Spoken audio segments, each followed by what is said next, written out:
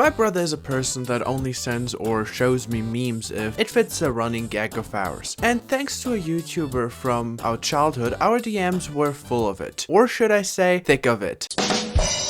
I went through hundreds of memes listening to the same song over and over and over and over and over. Up to a point where during work, all I was able to hear was, "From the screen to the ring, to the pen, to the king, where's my crown, that's my bling, always drama when I ring." I hate myself. And with that out of the way, my name is Skull, I do not have an intro, and today we will take a look at the past few weeks of this Wetford-based artist. Oh, and please subscribe, like, and share the video. I will try and make more videos for you guys in the future. If you don't want to miss this, follow me. Now, where should I start? It all started with the birth of a product. A few weeks ago, the Prime duo teamed up with the Beast. They blatantly copied an already well-known product, Lunchables.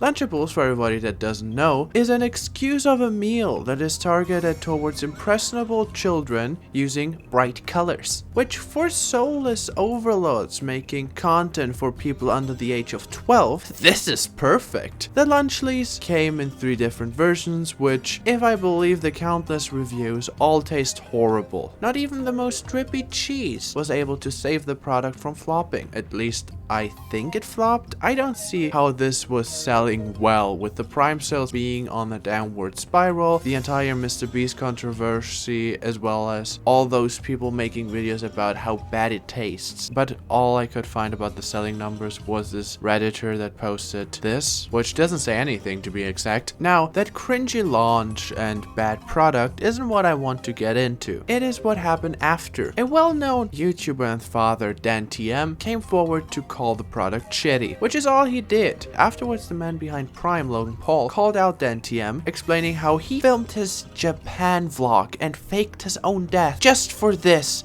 very moment. Every step he took was made to sell terrible things to children. KSI responded too, which is something rare. If somebody criticizes Prime, it's mostly Logan Paul that comes to its defense and not KSI. He responded with an image of 2 bad-made toys by Tube Heroes from like 10 years ago and a U2's, which should show that DanTM also sold shitty products back in the day, even though U2's aren't, I guess, that shitty of a company. I mean, everybody's partnering with them. And meanwhile, Tube Heroes is a company, like U2's, that cooperated with KSI. So all this tweet shows is that Dan grew from trashy products he sold in the past, switching to okay-looking basic YouTuber merch, which call me crazy, but this shirt looks kinda nice. On the other hand, we have KSI still proudly selling overpriced trash to minors. But to be fair, the merch that KSI and Sightman are selling other than Prime and Lunchly looks pretty decent. But this hoodies aren't the issue. It's the toxic food he sells with these 2 bloodsuckers. Bad food was also what KSI was thinking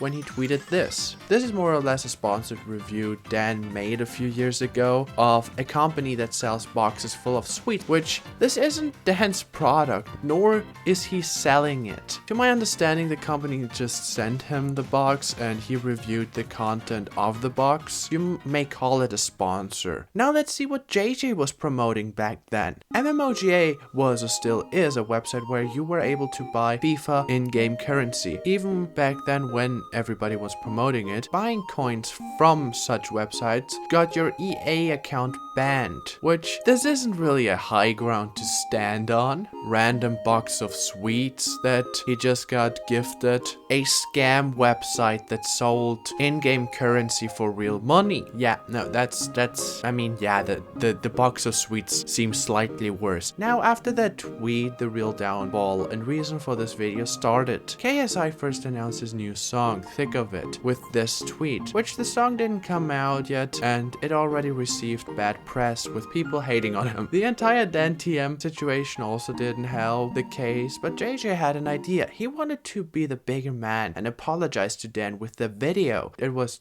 just a trick to redirect people to his song. A community note then told everybody that the link is fake, but KSI countered with a tweet saying, nuh-uh, which also got community noted. Now, what do you do after lying twice to your fans about a non-existing apology video? You lie to them a third time, because people already loved it the first 2 times. Now, after KSI dropped his music video, he reacted to it, being really hyped about it, loving every second. In the end, he mentions that the label cut out a little message he had for his enemy Dinkelberg, which is a shame because we haven't had enough of those yet. People started reacting to his song/music video from now on, mostly with laughter at the well-placed Easter egg or just the deepness of the lyrics. He also made 2 Reddit reaction videos at the time, one about the DanTM drama, which is mostly him saying, but Dan also sold bad merch. The second was about the song itself, Thick of It, which this video was just painful to watch. He holds back tears as everybody makes fun of him, which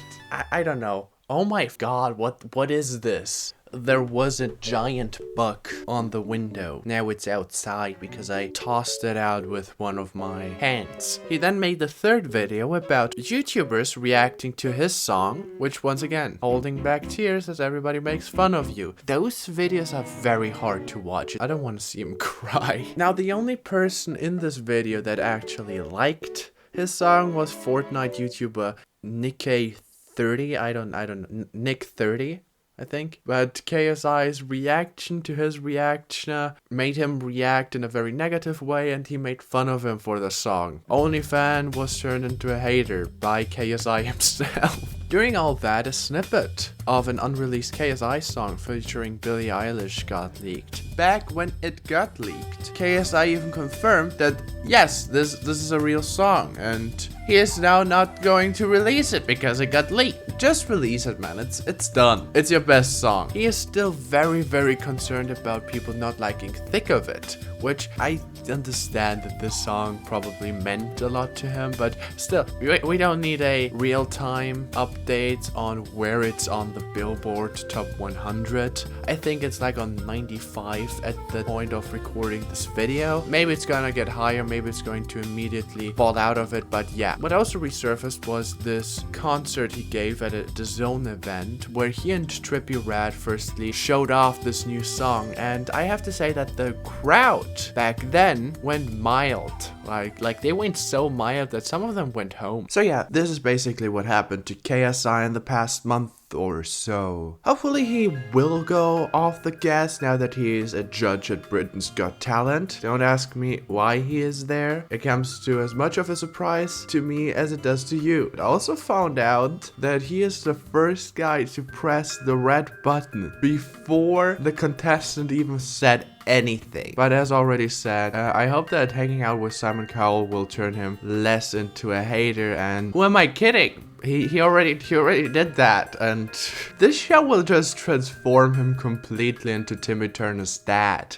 Dinkelberg.